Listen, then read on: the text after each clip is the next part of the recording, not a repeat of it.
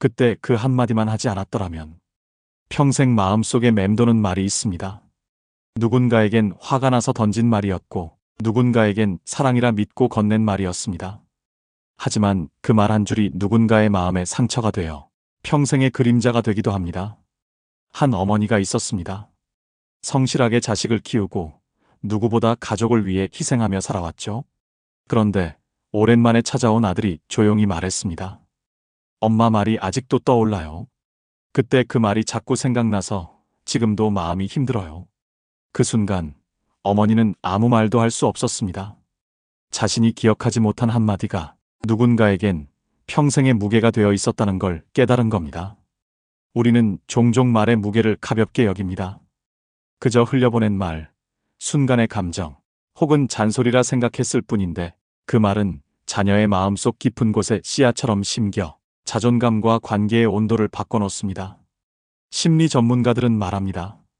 부모의 언어는 사랑보다 오래 남는다. 사랑은 잊혀도 말은 남습니다. 그만큼 언어는 행동보다 빠르고 기억보다 오래가는 힘을 가지고 있죠. 당신은 마지막으로 자녀에게 어떤 말을 건넸나요? 혹시 사랑을 전하고 싶었는데 상처로 남은 적은 없었나요? 이제 오늘 영상에서 그 답을 함께 찾아가 보려 합니다. 잠시 구독 버튼을 눌러주세요. 좋아요와 알림 설정은 이 채널이 계속 따뜻한 이야기를 전할 수 있는 큰 힘이 됩니다. 그럼 지금부터 부모의 말이 남기는 진짜 흔적에 대해 이야기해 보겠습니다. 자식이 20살이 넘고 사회인이 되면 부모의 말은 더 이상 크게 영향을 주지 않는다고 생각하기 쉽습니다. 하지만 놀랍게도 많은 어른 자식들은 여전히 부모의 한마디에 마음이 흔들립니다. 직장에서 상사가 한 말보다, 친구의 위로보다 부모의 말이 더 깊이 남는 이유는 그 말이 단순한 조언이 아니라 존재의 평가처럼 들리기 때문입니다. 요즘 하는 일은 괜찮니? 결혼은 생각 없니? 다른 집 애들은 다 잘만 사는데 너는 왜 그 모양이니? 이런 말들은 걱정처럼 보이지만 듣는 입장에서는 비교와 실망으로 들릴 때가 많습니다. 부모는 사랑이라 믿고 던졌지만 자식은 여전히 평가받는 느낌을 받습니다. 그래서 나이가 들어도 자식들은 부모 앞에서만 작아집니다. 성인이 된 자녀에게 부모의 말은 여전히 기준이 됩니다. 괜찮다? 는 말 한마디는 자존감을 세우지만 그게 뭐 대단하다고? 라는 말 한마디는 그 모든 노력을 무너뜨립니다. 부모가 한마디 툭 던진 말이 자식의 삶의 방향을 바꾸기도 합니다. 누군가는 부모의 비난이 두려워 도전을 포기하고 누군가는 부모의 인정을 받기 위해 평생 스스로를 몰아붙이기도 합니다. 그렇다면 왜 부모의 말은 이렇게 오래 남을까요? 그건 부모의 언어가 단순한 말이 아니라 사랑의 기준이기 때문입니다. 어릴 때부터 우리는 부모가 나를 어떻게 말하는가를 통해 내가 어떤 사람인가를 배웠습니다. 그 습관은 성인이 되어서도 사라지지 않습니다. 그래서 나이가 들어도 부모의 한마디는 여전히 마음의 온도를 결정짓습니다. 문제는 그 말들이 대부분 조언의 형태로 포장되어 있다는 점입니다. 너 잘 되라고 하는 말이야. 내가 다 겪어봐서 하는 말이다. 이런 표현은 진심이지만 듣는 사람에게는 통제처럼 들립니다. 부모는 삶의 경험을 전하려 했지만 자식은 난 아직도 아이 취급을 받는구나 라는 느낌을 받습니다. 그 말 속에는 사랑의 불안이 그리고 통제의 그림자가 숨어 있습니다. 언어의 책임은 나이를 가리지 않습니다. 부모의 말은 여전히 자식의 삶을 흔듭니다. 그래서 부모의 언어에는 지혜가 필요합니다. 감정에 휩쓸린 말은 관계를 멀어지게 하지만 신중한 말은 다시 마음을 이어줍니다. 넌 내 방식대로 잘하고 있구나. 이 말 한마디는 존중이고 내가 너 걱정돼서 그래. 이 말은 관심으로 들립니다. 같은 마음이라도 표현을 달리하면 공기가 바뀝니다. 물론 부모 입장에서는 답답할 때가 있습니다. 아니, 걱정돼서 말한 건데 왜 상처라고 하냐? 하지만 이제는 알아야 합니다. 사랑의 말도 표현을 잘못하면 통제가 되고 걱정의 말도 타이밍을 놓치면 잔소리가 됩니다. 중요한 건 무엇을 말했는가보다 어떻게 들렸는가입니다. 나이가 들어갈수록 관계의 거리는 말에서 시작됩니다. 부모가 자식의 선택을 인정하고 조언 대신 신뢰를 건넬 때 관계는 다시 따뜻해집니다. 결국 부모의 말은 사랑의 크기가 아니라 지혜의 깊이로 기억됩니다. 그리고 이제 우리는 한 걸음 더 들어가 봐야 합니다. 진심으로 사랑했지만 결국 자식에게 상처로 남는 말들이 있습니다. 다음 이야기는 바로 부모가 절대 해서는 안 되는 말들에 대한 것입니다. 우리는 누구보다 자식을 사랑합니다. 그래서 더 애태우고, 더 간섭하고, 더 말하게 됩니다. 하지만 그 말 속에는 종종 사랑의 이름을 쓴 상처가 숨어 있습니다. 듣는 사람은 아픈데 말하는 사람은 몰라요. 진심이었기 때문이죠. 너 때문에 내가 이렇게 됐어. 내가 죽고 나면 알겠지. 다른 집 자식들은 얼마나 잘하던데. 다 너 잘 되라고 하는 말이야. 넌 원래 그런 애야. 이 5가지 말은 많은 부모가 무심코 내뱉지만 자식의 마음에는 오래 남는 문장입니다. 이 말들의 공통점은 감정의 전가입니다. 부모의 외로움, 피로, 불안이 자식에게 흘러가며 그 감정이 책임처럼 더 씌워집니다. 너 때문에 힘들다. 는 말은 사랑의 표현이 아니라 자식에게 죄책감을 심는 언어입니다. 내가 죽고 나면 알겠지. 라는 말은 슬픔을 전하려 했지만 결국은 미안해야 하는 의무로 들립니다. 그 순간 자식은 감정을 위로받지 못한 채 의무만 짊어지게 됩니다. 비교의 언어는 또 다른 상처를 남깁니다. 다른 집 애들은 다 잘하더라. 이 말 한마디는 자식을 향한 격려가 아니라 존재의 부정으로 들립니다. 사람은 누구나 나로서 사랑받고 싶다는 욕구가 있습니다. 그런데 그 말을 듣는 순간 자식은 나는 아직도 부족한 사람이라는 결론을 내립니다. 이런 언어는 관계를 멀어지게 하고 대화를 끊어버립니다. 부모는 충고라 생각하지만 자식은 평가라 느낍니다. 다 너 잘 되라고 하는 말이야. 이 말도 마찬가지입니다. 진심이지만 결과적으로는 통제의 언어로 작용합니다. 부모가 자식의 삶을 대신 살아주려는 마음이 담겨 있기 때문이죠. 하지만 자식에게 필요한 건 방향이 아니라 신뢰입니다. 내가 알아서 하라. 는 말보다 어려운 말이지만 그 한마디가 주는 자유는 엄청납니다. 넌 원래 그런 애야. 이 말은 관계를 고정시킵니다. 사람은 변할 수 있는데 부모가 단정 지으면 변화할 기회조차 사라집니다. 한번 낙인 찍힌 말은 기억에서 잘 지워지지 않습니다. 넌 원래 게을러. 넌 늘 그랬잖아. 이런 표현은 과거의 실수를 현재의 인격으로 묶어버립니다. 결국 자식은 부모 앞에서만 과거의 자신으로 머물게 됩니다. 그렇다면 어떻게 바꿀 수 있을까요? 너 때문에라는 말 대신 나도 힘들었어. 다른 집 애들은 대신 너는 너대로 괜찮다. 너 원래 그랬잖아. 대신 이번엔 다를 수도 있겠네. 단어 몇 개만 바꿔도 전달되는 온도는 완전히 달라집니다.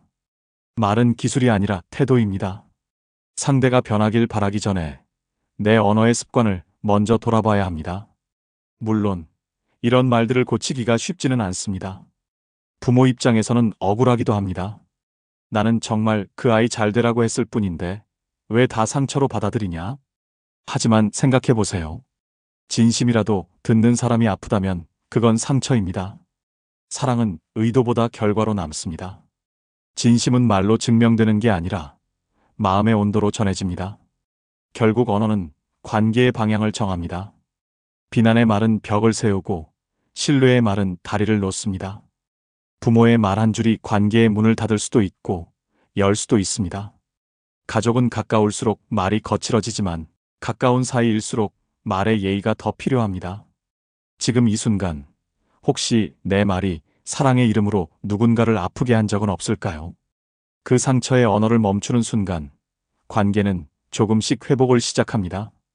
이제 다음으로 그런 상처의 언어가 왜 반복되는지 그리고 후회와 비교가 관계를 어떻게 병들게 하는지를 살펴보겠습니다.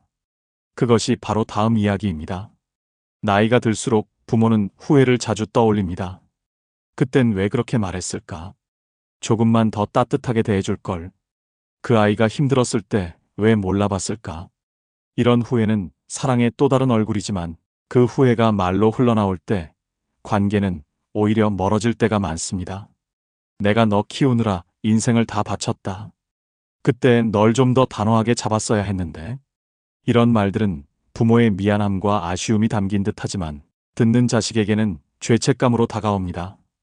자식은 내가 부모의 삶을 망가뜨린 건 아닐까? 라는 생각을 하며 감정적으로 위축됩니다. 결국 부모의 후회는 스스로의 반성이 아니라 자식의 짐으로 전가되곤 합니다. 후회는 혼자 품을 때는 따뜻하지만 상대에게 흘러나오면 종종 상처가 됩니다. 자식은 위로받고 싶은데 부모는 미안함을 풀고 싶어 하죠. 그 방향이 엇갈리면 대화는 금세 벽이 됩니다.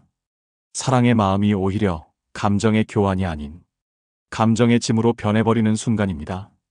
그리고 이 후회에는 항상 비교가 따라붙습니다. 너 누나처럼만 해라. 다른 집 애들은 부모한테 그렇게 안 한다더라. 내 친구 아들은 효자라는데 너는 왜 그러니? 이런 말들은 단순한 푸념처럼 보이지만 실은 사랑의 기준을 자식에게 강요하는 표현입니다. 비교는 자식을 자식으로 보지 못하게 만듭니다.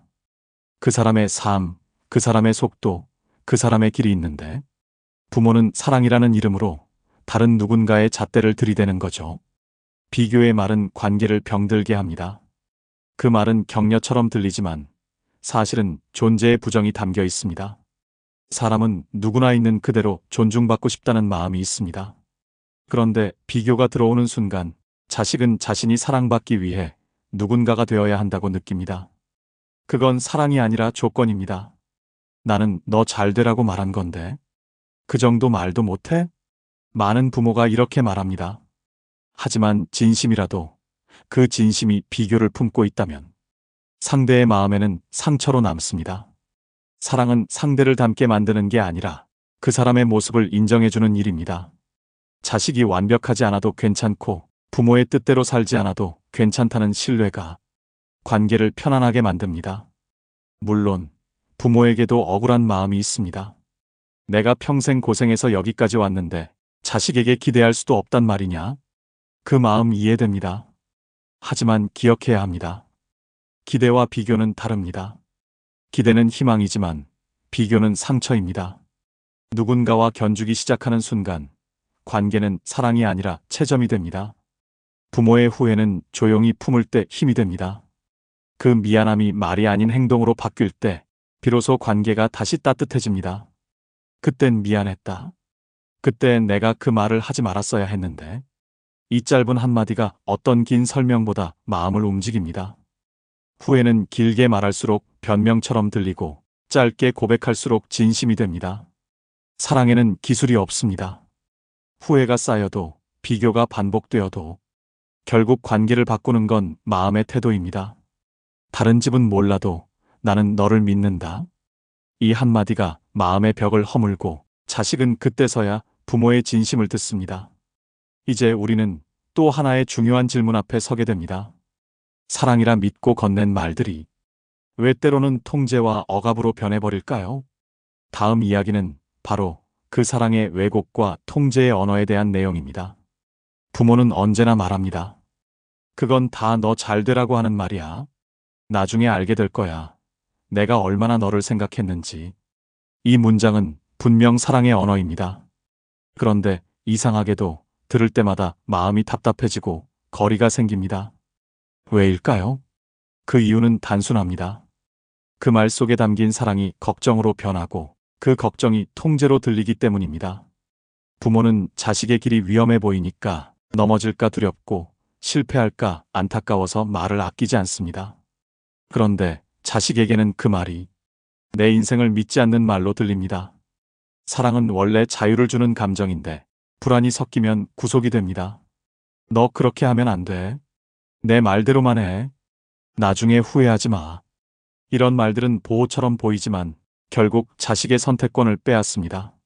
사랑이라 믿었지만 듣는 이는 감시와 불신을 느끼게 되는 거죠. 어느 아버지는 아들이 창업을 하겠다고 했을 때 이렇게 말했습니다. 안 돼. 안정된 직장 다녀. 내가 그 고생 다 해봤는데 세상 그렇게 쉽지 않다. 아들은 아무 말도 하지 않았습니다. 하지만 그날 이후 두 사람의 대화는 줄어들었습니다.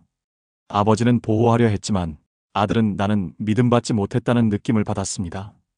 결국 진심이 상처로 변한 겁니다. 심리학에서는 이런 말을 관계적 통제라고 부릅니다. 상대가 잘 되길 바라면서도 그 잘됨의 방식을 내 틀 안에서만 허락하는 태도죠. 부모는 나는 너를 사랑한다고 말하지만 그 안에는 그러니까 내 말을 따라라가 숨어 있습니다. 결국 자식은 사랑을 받으면서도 자유를 잃습니다. 반대로 진짜 사랑은 방향을 제시하지 않습니다.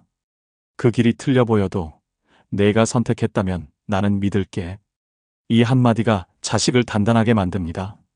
사랑은 결과를 보장하는 게 아니라 실패하더라도 곁에 서 있겠다는 약속입니다.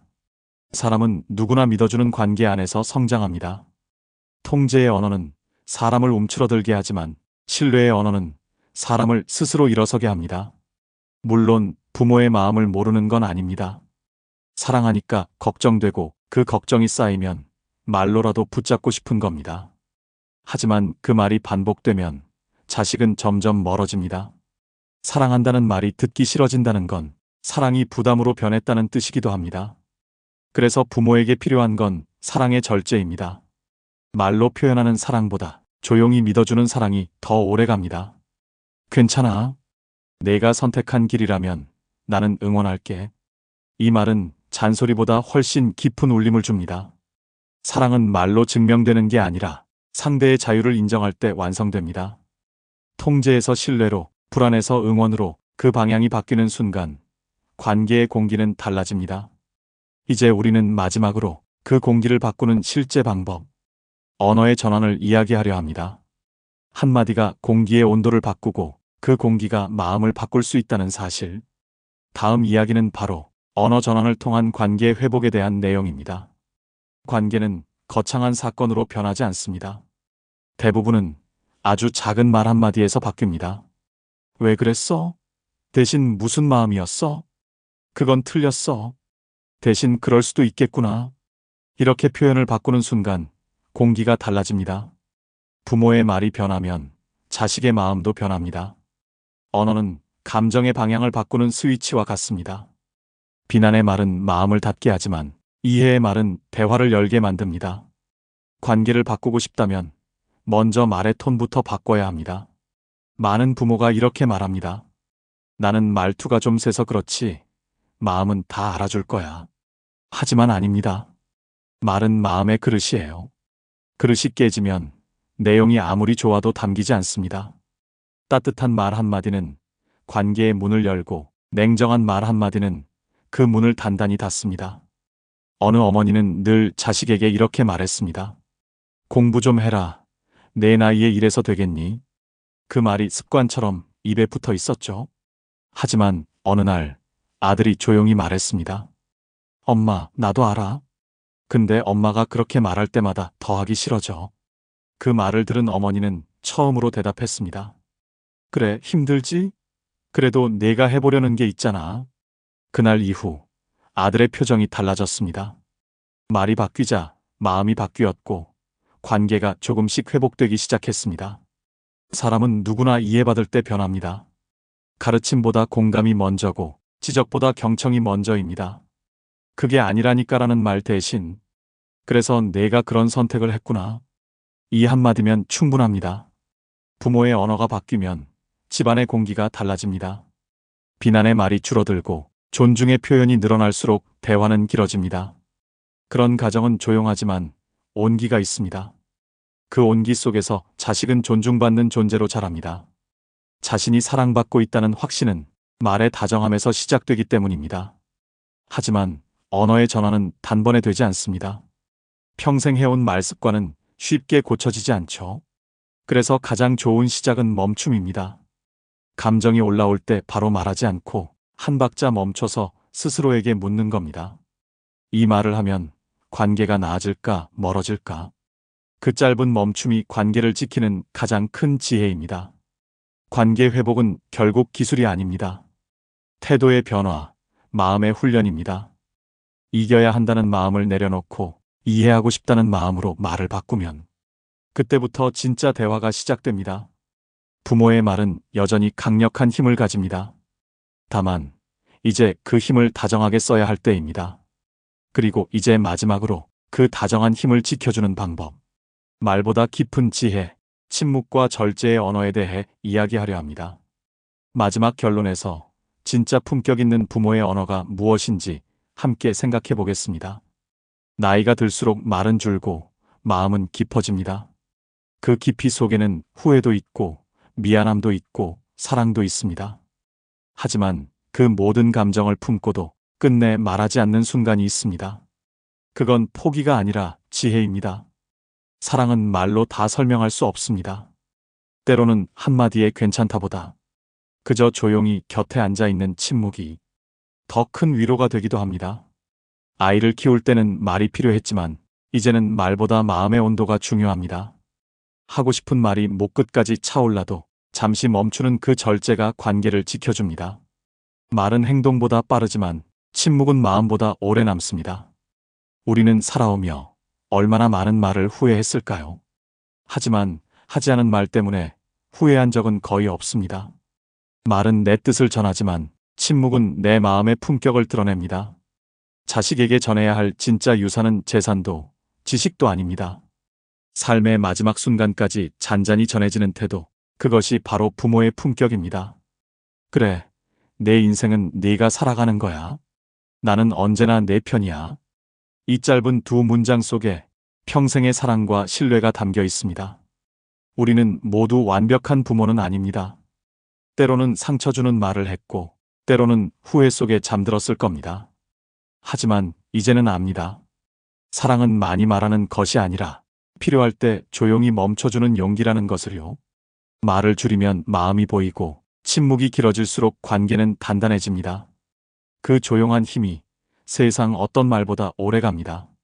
오늘 이야기가 당신의 마음에 작은 울림이 되었다면 지금 구독과 좋아요 그리고 알림 설정으로 이 지혜의 여정을 함께 해주세요. 당신의 한 번의 선택이 이 채널이 더 많은 사람에게 따뜻한 위로를 전할 수 있는 힘이 됩니다. 조용한 말, 절제된 사랑, 그리고 품격 있는 마음. 그것이 노년의 가장 깊은 아름다움입니다. 오늘도 당신의 하루가 평화로이 머물길 바랍니다.